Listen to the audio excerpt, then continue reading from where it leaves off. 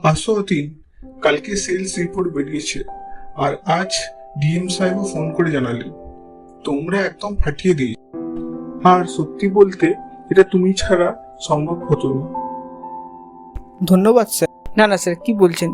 পুরো টিম কাজটা না করলে কাজটা সম্ভব ছিল না। এবার থেকে ইস্ট জোনের প্রত্যেকটা টিমের দায়িত্ব তোমার উপর পড়বে। তাই কোম্পানি সিদ্ধান্ত নিয়েছে তোমাকে প্রমোশন দেওয়া হবে। রতিন শোনো, তুমি প্রমোশন লেটার হাতে না পাওয়া পর্যন্ত এখন কাউকে কিছু বলার দরকার নেই। Thank you.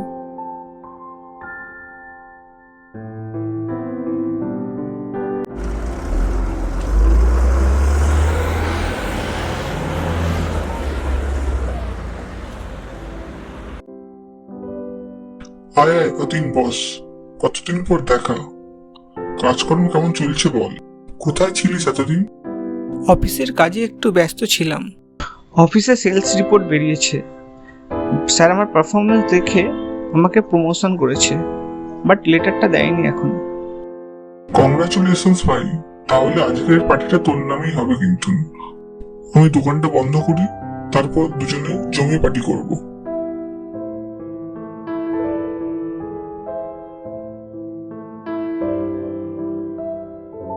মূর্তিটাকে দোকানে দেখেই যেন চোখ আটকে গেল অতীনের। ভারী পছন্দ হয়ে গেল তার। ফুট 3 লম্বা, পিতলের তৈরি এক দেবী মূর্তি। সারা গায়ে সবজেতে নীল রং, আর তার ওপর খচিত জটিল অলংকার, মুকুট, গলাবন্ধ, বাহুবন্ধ, সবই এমন সূক্ষ্ম নকশায় তৈরি যে মনে হয় এটি নিশ্চয় তিব্বতীয় বৌদ্ধ মূর্তি। কিন্তু ঠিক তখনই নজর পড়ল মূর্তির ওপরের 2 হাতে। ডান হাতে খড়গ, বাঁ হাতে ধরা এক নরকরটি। অতীনের গা কাঁটা দিয়ে উঠল। কি রে, মূর্তিটা পছন্দ হয়েছে তো? জানতাম পছন্দ হবেই তোর। ভালো লাগলে নিয়ে যা না, আর পয়সা চিন্তা করিস না, আস্তে আস্তে দিলেই হবে। তাও একটা দাম বল মূর্তিটার, আমি অ্যাফোর্ড করতে পারবো কি না সেটাও তো দেখতে হবে। আরে তুই চিন্তা করছিস কেন? মূর্তিটা তো আমি এমনি ফ্রিতে পেয়েছি। আর কিসের বা কার মূর্তি আমি নিজেও ঠিক জানি না। লাস্ট উইকে বুঝলি তমনগাছি গেছিলাম, চিনিস তো? দমদম লাইনে পড়ে। খবর ছিল এক জমিদার বাড়ি ভাঙা পড়েছে। পুরনো মানে প্রায় 600 বছর পুরনো স্ট্রাকচার। ওইখান থেকে অনেক পুরনো মালপত্র কিনে আনি। জমিদার বাড়ির এক পুরোহিত নিজের হাতে আমাকে এই মূর্তি দিয়ে বলল, এটা তোমার কাছে থাকলেই ভালো হবে, বলে চুপ করে যান। কেমন একটা অনুভূতি হয়েছিল রে সেদিন। ঠিক আছে, তুই মূর্তিটা নিয়ে যা, আর টাকা পয়সা নিয়ে মাথা ঘামাস না। ঠিক আছে, তাই হোক।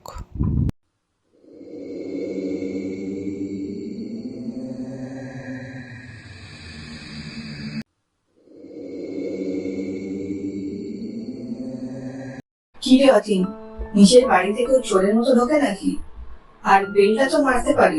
তুমি তো জানোই আমার কাছে চাবি থাকে একটা, তাই তোমাকে আর ডিস্টার্ব করলাম না। এবার যাও, খেতে তো আমার খুব খিদে পেয়েছে। হ্যাঁ, হাত মুখ ধুয়ে নে, খেতে দিচ্ছি।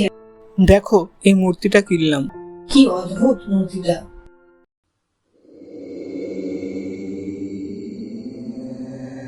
অতীন, খেতে দিবি না আমার? আমার যে খুব খিদে পেয়েছে অতীন, খেতে দে আমায়।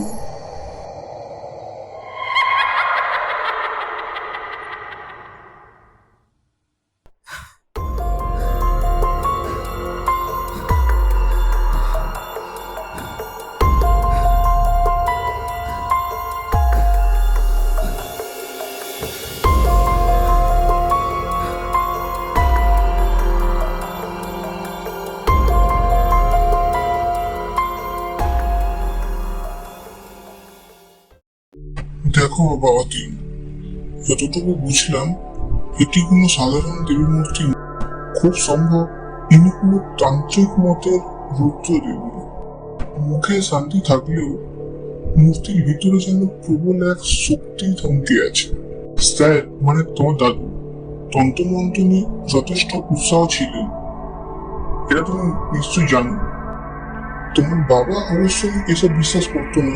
স্যার আমাকে কিছু শিখিয়েছিল, যদিও সময়ের সঙ্গে সঙ্গে মনের গভীরে সব ঝাপসা হয়ে গেছে, তবে এই ধরনের মূর্তি নিয়ে না জেনে না বুঝে কিছু করা একদম উচিত হবে না। তাই তুমি এই মূর্তি নিয়ে একেবারেই যেন পুজো পুজো করতে যাও না।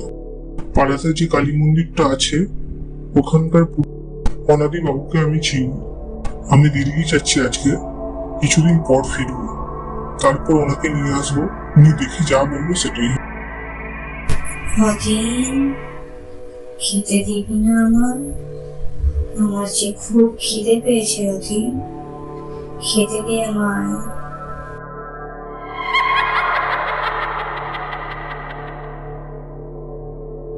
অতীতের সেই অজানা ডাক যেন আবারও কানে ভেসে এল অতীনের।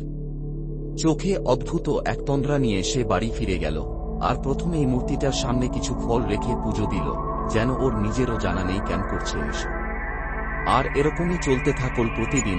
এক অদ্ভুত নিয়মমাফিক আচরণে বাধা পড়ে গেল অতীন।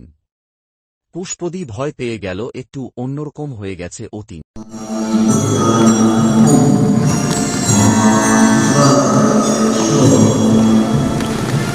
这边是那个怡保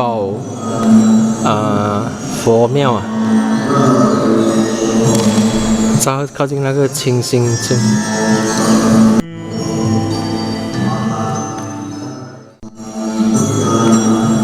দাদা, আপনি বাইরে যাবার পর থেকে অতীন পুরোপুরি পাল্টে গেছে। এখন সে প্রতিদিন নিয়ম করে পুজো করছে সেই মূর্তিটাকে। আমার খুব ভয় লাগছে, আপনি কিছু একটা করুন।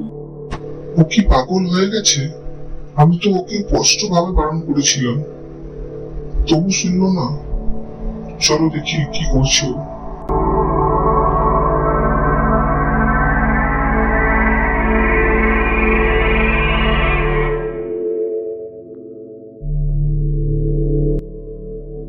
তোমার আবার ধর্মে কমে মতি হলো কবে থেকে? হ্যাঁ, তুমি তো কলেজে এসএফআই করতে। আর আমি কি ভুল বলছি? ফার্স্ট ইয়ারে পড়ার সময় পইতে খুলে জুতোর ফিতে বানিয়ে ঘুরে বেড়াতে তুমি, তাই না? তা হঠাৎ এখন ধুতি পরে মূর্তির পুজো করছো? এখন তো জানাই গেল না ইনি কে, কার মূর্তি। শুধু চেহারা দেখে কিছু বোঝা যায় না অতীন। মনে রেখো, প্রত্যেক দেবদেবীর পুজোর পদ্ধতি আলাদা হয়, বীজ মন্ত্র আলাদা হয়, তন্ত্র অনুসারে পান প্রতিষ্ঠা মন্ত্র আলাদা হয়। এক দেবতার মন্ত্র অন্য দেবতাকে পুজো করলে তারা কুপিত হন। মা আমার স্বপ্নে আসে ঠাকুরমশাই। দেবী তো মাতৃশক্তির অংশ। মা কি সন্তানের উপর কুপিত হতে পারেন? আমি নিজের মতো একটু পুজো করে নিই।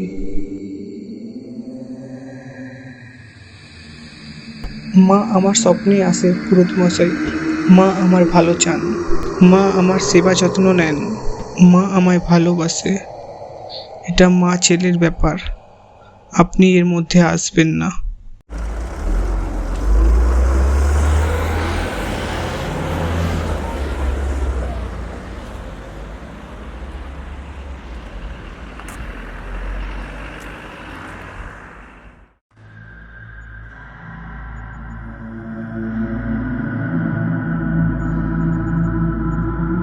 মাঝ রাস্তা দাঁড়িয়ে ইয়ার্কি হচ্ছে? মরার খুব শখ হয়েছে নাকি? ভুল হয়ে গেছে দাদা বাবু, বড় খিদে পেয়েছে, কিছু খেতে দেবেন? বাড়ি কোথায় তোমার? এত রাত্রে এখানে কি করছো? আমার আর কেউ নেই দাদা বাবু, স্বামী মারা গেছে অনেক বছর হলো। তুমি আমাকে নিয়ে চলো না তোমার সাথে, আমাকে একা ফেলে যেও না দাদা বাবু, তুমি আমার একমাত্র আশ্রয়। এখন আমাকে তোমার সাথে নিয়ে চলো, তুমি আমাকে ছেড়ে যেও না। ওঠো ওঠো, ঠিক আছে, যাও গাড়ি থেকে বসো।